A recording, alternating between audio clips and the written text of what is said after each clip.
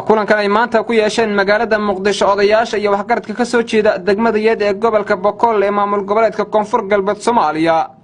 ayaa waxay cabasho u direen maamulka Koonfur Galbeed iyo dawladda federaalka Soomaaliya kaasoo uga cabanayaan inay waayeen xuquuqdii ay degmada Yeed ku lahayd maamulka Koonfur Galbeed Soomaaliya Ahmed Maxamed Sheekh iyo Nabadan Cabdullaahi Fooley oo kamid ah waxgaradka degmada Yeed ayaa xilay warbaahinta la hadlayeen waxay yiraahdeen oo degan Boqol oo cabanayso dulmi sheeganayso kana soo jeeda degmada Yeed sidaad la socotaan shantii degmee lagu aasaasay gobolka Boqol 1971 waa degmo qadiima waa degmo Soomaaliya oo dhan ay taqaano maantana dulmi bay sheeganaysaa gobolka Koonfur Galbeed مثلا maamul goboleedka Koonfur Galbeed xuquuqdeedii degnimo iyo inay degmo tahay bay u diidan yihiinba ayagoo cunsuriyaynayo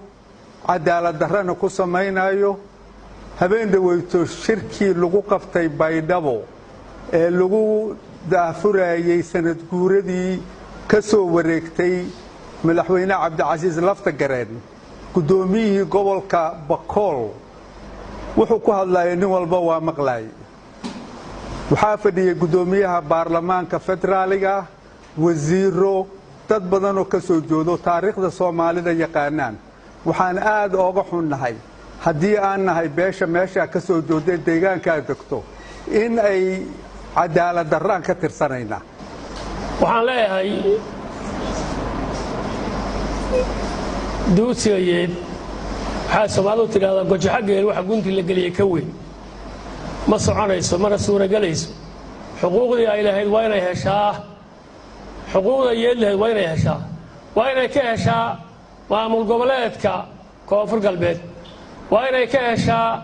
madaxweynaha Laftagareen ee maanta jooga waa inay ka heshaa haday kuwii hore duutiyeen oo ay qalloociyeen maanta ragga joogay u taallaa ragga maanta joogay u taallaa hawshaasi laga yeeli maayo xogogaal baa loo yahay degmada Yeed taariikhdeeda waa la wada yahay qofka saqiirka aan ogeyn xilligii ay jirtay maanta hadda og oo taariikhda ku waxa jirta xilligii 77 dagaalkii ahaa degmada Yeed iyo afar degmooyin ka mid tahay oo xuduudaha ku yaala dagaalkii 77 dib u qorshe xeel dagaal ayaa looga soo baxay degmo walba waxa la dajiyay tuuladii ku xigtay ayaa la jiidadkeeda la dajiyay waxa kamid ah Yeed waxa kamid ah Doorow waxa kamid ah Balbal waxa kamid ah Galdabow amarkii uu kulanku soo ilaaday ayaa waxa warbaahinta u akhriyay warmurtiyeedkii ka soo baxay kulanka Cabdullaahi Nirig oo kamid ah odayaasha dhaqanka ee degmada Yeed ee gobolka Boqol Koonfur Galbeed Soomaaliya direyno madaxweynaha Laftagareen oo hammi aad u weyn aan u qabno in uu ka tanaasulo garabka taabashada maxaan ku raadayay dadka ka shaqeynaya wax aan dadka iyo dalka aan dan ugu jirin uu dadka maxaan ku raadayay sidii kalka iyo laabta ee loo doortay uu xuquuqdooda u wada simo uu ka tanaasulo garabka taabashan la dareemaya qodobka kalena waxa weeyaan waxaan ambaaraynaynaa gudoomiyaha gobolka Boqol iyo intii la fadhiday markii uu ka hadlayay arinta gobolka Boqol ee uu ku xaqiray degmada Yeed ku xaqiray waxaan ayadana fariin u direynaa dawladda federaalka ah ee ay ka kooban tahay maamul goboleed ay ka kooban yihiin cabashada ay qabaan khaasatan tan hadda ka socota gobolka Boqol in ay maxaan ku raad soo farageliyaan xuquuqda ay tabanaysana sida ay tahay loo wajaho khilaafka iyo maxaan ku raadayay wixina waxa fiican khilaafku wuxuu ku fiican in laga hortago balay inta dhicin baa laga hortaga ka hortag baan ugu baaqaynaa maxamed joohar warbaahinta Jubbaland magaalada Muqdisho barqa goobta rida iyo qalma barka casay waxa tahay boqol geela barqinkii laga dhig lagu mood barwaha qaadi ceel bardiyo sirka buruurayo xalay biyaha برواها قاضي عيل بردي تركبوا رايو حالي بيا هديك لاقو موهد برواها قاضي عيل بردي تركبوا رايو حالي بيا هديك بقرادي هويهن كاكسوه بحضاهي فركوا روس كاغلقوا بره بقرادي هويهن كاكسوه بحضاهي فركوا روس كاغلقوا بره بقرادي هويهن كاكسوه بحضاهي فركوا روس كاغلقوا بره gabadhii baxsanaydee khadra ibaastay haweenkee bogyarowina maydarxin fininboodi yaqaana farda bodhkicinaya waxaa tahay barqadii bilana ilaga dhig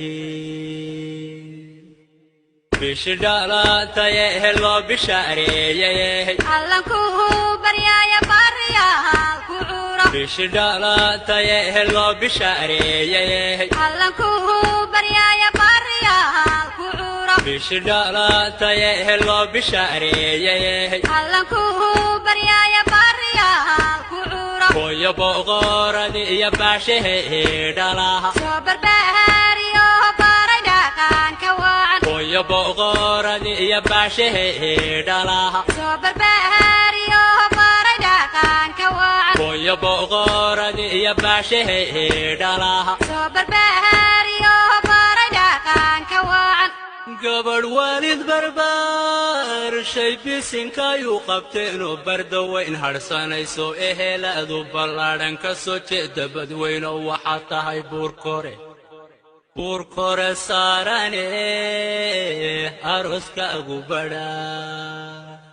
bulshadii iyo halkay beeshu tahaalayo banka ataan qadraay buula laydkaaga ridi bulshadii iyo halkay beeshu tahaalayo banka ataan qadraay buula laydkaaga ridi bulshadii iyo halkay beeshu tahaalayo banka ataan qadraay buula laydkaaga ridi bahdiyeedee khadrahayaad ka beheerantiyo reebokoloo dhan wey ku bagahaadiyeen bahdiyeedee khadrahayaad ka beheerantiyo reebokoloo dhan wey ku bagahaadiyeen bahdiyeedee khadrahayaad ka beheerantiyo reebokoloo dhan wey ku bagahaadiyeen boqortooyo khadra biilan baar cilaan lay baarakoowo habbasaasin